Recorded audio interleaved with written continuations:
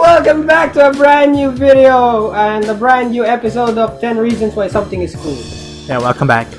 You know, this series is all about positivity and telling you guys why a certain thing or someone or a group is cool.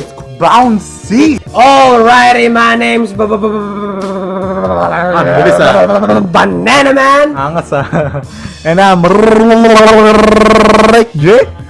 Welcome to 10 Reasons Why Something is Cool video, Maggle. Alright, Maggle. Looks like this topic is cool, Maggle. You wanna know what? Gusto mo ba malaman kung anong topic ngayon, Maggle? Ano nga ba, pre? Ano nga ba? Well, today's topic is a slobber knocker because it's 10 reasons why Cong TV Shoutout competition is cool, Maggle. Malay mo, diba? Malay mo, diba? Sa mga old subscribers, magigets nyo pag sinabi ko Cong TV Shoutout competition kasi kung old subscribers kayo ni Cong, naabutan nyo rin to. What's up sa inyo mga pa? Isa ka bang aspiring YouTuber? Gusto mo bang maging famous katulad ko? Tara na at sumali sa ating Shoutout competition. Just call me Angel. So, we've been subscribers of Cong TV since, kailan pa ba? Hindi ko na maalala. Tagal eh. Sobrang tagal na. The reason why we made this channel is because of Cong TV. Kung kailan man namin ginawa tong channel na ito, doon namin nakita si Cong. Here's 10 reasons why Cong TV's Shoutout competition is cool and why we think he should do it again. Diba? Diba? Diba? Okay, do it again. We have again. A chance again. We need a chance, man. Sana gawin niya ulit, diba? Tana. Lalo na ngayon, 6 million. 6 million. Woo! That was huge. That was heavy, bro.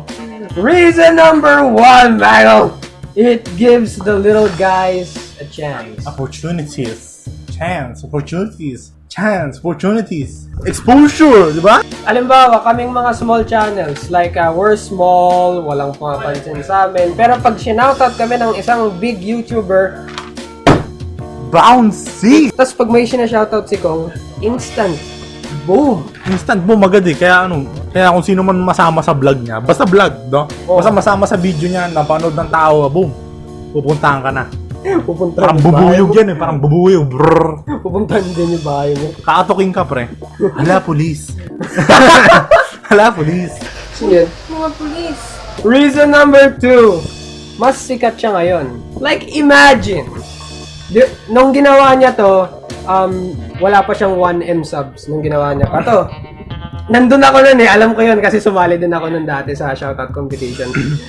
Pero hindi pa siya 1M subs dun. Eh ngayon, 6M diba? Imagine niyo. Tsaka, imagine niyo ganun siya kabait, wala pa siyang 1M sub, pero gusto niya na agad ibigay yung mga opportunity sa iba, pre. Yeah, like, diba?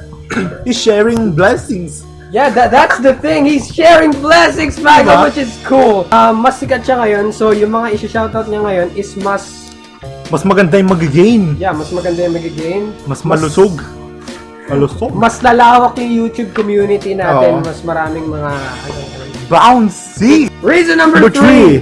YouTube algorithm sucks. Base to sa YouTubers abroad. Like, tama lahat ng tags na nilagay mo. Tama yung thumbnail, ganon. Pero, alam naman natin no? Na handpicked ang ginagawa ng YouTube kung sino sisikat. Meron silang agenda na parang mas lamang to kaysa sa ganito. Parang, pag search results, halimbawa, gumawa ka ng video tungkol sa alak. Yung iba na mas pinapabor nila, mas mapupunta sa taas, tas yung sa'yo, mas mapupunta sa baba kasi hindi ka nila pinapabor. Kaya kailangan natin ng comment, kailangan natin ng share, kailangan natin ng hashtag. Yeah, para iisa lang, para umangat tayo. Yeah, because the algorithm sucks, let's be honest. Hindi lang kami nagsabi na algorithm sucks. Tanungin niyo pa yung mga ibang YouTubers abroad. Reason number 4. Gusto rin ng ibang tao mangyari ulit. May mga nakikita ko. Sa shoutout competition, gusto din talaga nila maulit. Kahit kami rin di ba? Kahit may mga nag-scroll ako ng mga comments dun sa dati niyang shoutout competition video. Ang daming nagsasabi na gawa ka ulit. Ayun, sana maulit daw to, blah blah blah. Gawin niya, one by month, di ba? Now that would help a lot. Diba? That would help a lot of, alam niyo yung mga trying to scratch and claw their way to the top pero hindi magawa dahil the algorithm sucks. YouTube algorithm keeps them below the shit, below the Reason number 5! G-Plana sucks back then, but now we in the game! Gets mo ba? Hindi naman siya masyadong nakikikarera na rin kami, pero palag-palag na rin, di ba? Hindi katulad ng dati. Dati kasi parang wala kaming pake sa YouTube. YouTube ngayon, we in the game. We really in the game. So, Game na talaga kami dyan. Gina, giyang na giyang. Ito, kaya nga may Alak tutorial, may mga segment namin tinutuloy-tuloy. Kaya nga kahit pagod na kami ngayon. Pawis na rin. Go pa rin. Go pa rin eh. Yung araw na kinuha namin sa labas, dinala namin dito para lang sa inyo, pre. Reason number 6, mapapansin ng mga underrated. Kasi alam ko marami dyan sa inyo may mga gusto maging YouTuber, alam kong malulupit, mas magagaling pa, mas nakakatawa pa sa akin, no? Pero hindi lang mabigyan ng pansin ngayon, simply because sa resources, ewan ko sa kung anong dahilan mo sa katawan, no? Bibigyan ko kayo ng shoutout, no? Para matulungan, ma-boost yung channel nyo. At the same time, marami na tayo. Just call me angel. Like, hindi kami nagsabi na underrated kami. Pero, there is ang daming mga Katulad namin, madaming ding katulad namin na YouTuber na mga ganito din yung mga style ng pagbablog, mga natural lang din. Oo. Pero hindi napapansin dahil sa algorithm. Tsaka, may mga ibang mga talented, pero hindi sila napapansin. So, sad, underrated. Tapos, ang dami din nagsasabi sa amin na underrated kami. Yeah. Why? Bakit? How? Please explain. How'd you find that? Bakit? Bakit kami underrated? Like, please explain para alam namin kung saan kami, kung saan kami pwede mag-work. Mas maganda, mas marami tayo, mas maging exciting yung community. Just call me angel. Reason number 7, mas masaya kung mangyari ulit. Just touch my cheek before. It was just like, Yeah, we needed to get to 10. Masaya ulit kung mangyari. Enough said. Reason number 8, magandang redemption story to sa mga sasali ulit. This is a shot at redemption.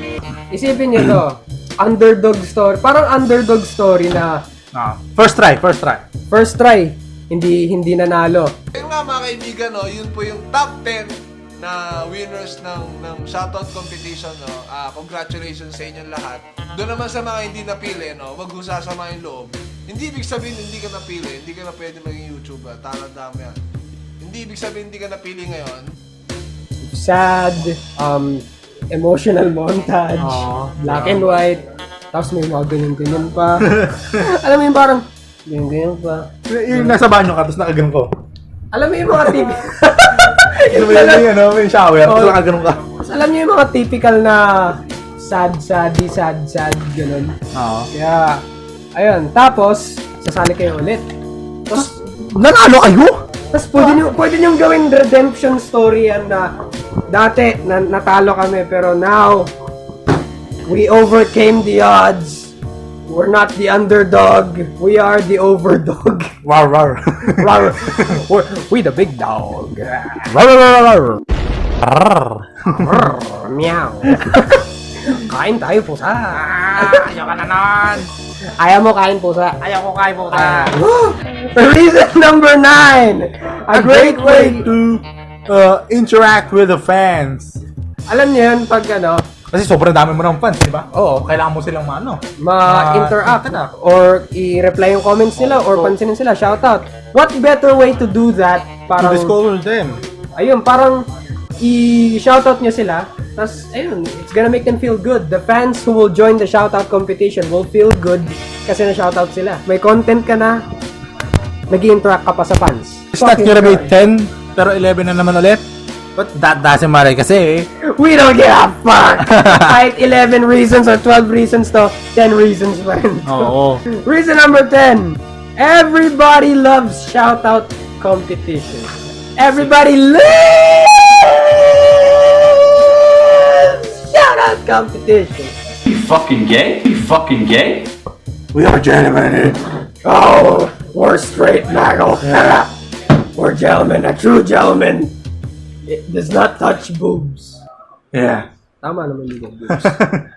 Gago. You fucking gay? Reason number 11. Ang galing, no?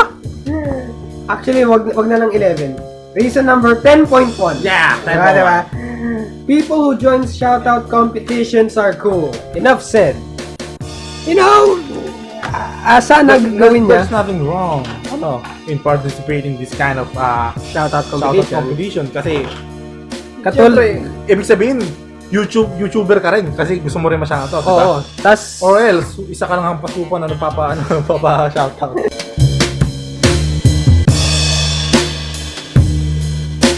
ano niyo, pag sasali kayo ng shoutout competition, parang naniniwala kayo sa sarili niyo na, Someday. may talento ako, kaya masya-shoutout niya ako. May talento ko kaya kailangan niya akong ma-discover.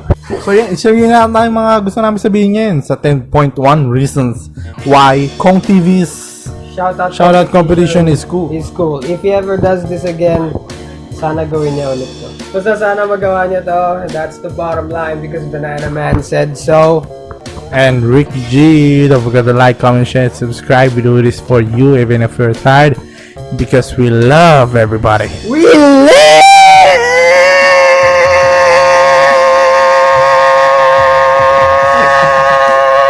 everybody. Bro. Okay, so nakikita niyo yun, sa gitna. Ayan! Nakikita niyo yan. At saka yung napakalupit na music ni Rick G. Ayan. Tangina, di hampas ba? Diba? Ayan. So, No, we're just excited to get rest. gusto na namin To get our rest, bro. Nakikita niyo yung shoutout of the day, comment of the day. Alam niyo na kung paano sumali sa comment of the day. Shoutout of the day. Yeah, this is done, bro. Come on, let's back up. Yeah. Don't forget to love everybody.